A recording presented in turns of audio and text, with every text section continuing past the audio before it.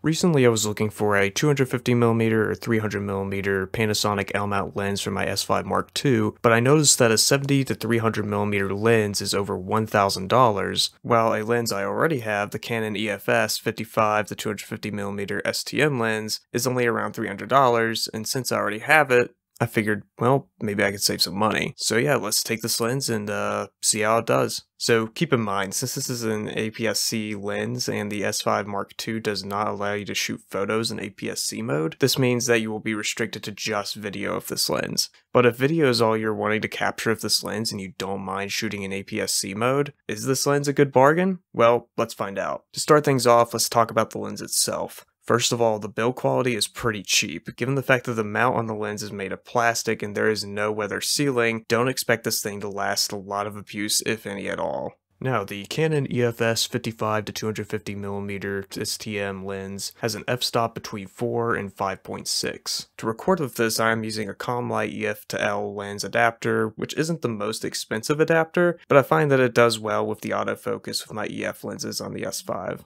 I took this lens out to some creeks near me, and some of the shots were handheld while others were using a GorillaPod. I did this so I didn't have to lug around a tripod everywhere I went. I will say I am impressed with the image stabilization, but it only works if the image stabilization is turned on in the lens itself. You cannot use your camera's built-in image stabilization because every single time you turn it off on the lens, it's going to turn it off on your camera as well, so keep that in mind. With that said though, when I'm at the 250mm, the image stabilization does struggle a bit, but it could also just be where my hands are pretty shaky.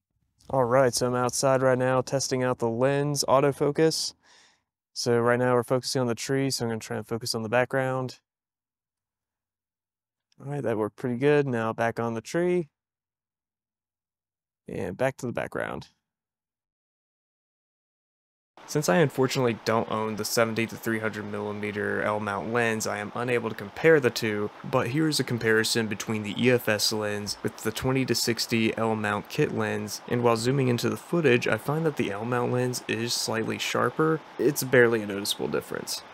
After getting back from the creek, I visited my sister's goats once again, and I must say putting the camera on the tripod and getting some footage was a pleasant experience, and it looks pretty good as I am able to get the background nice and blurry. So, is this lens a good choice for the S5 Mark II? Well, it honestly depends on your needs. If you want to shoot both video and photos, this is definitely a bad option. You are also restricted to just using the APS-C mode on your camera rather than being able to switch to the full sensor area. However, if you just want to shoot video and you don't mind shooting in APS-C mode, then this is a good option for you.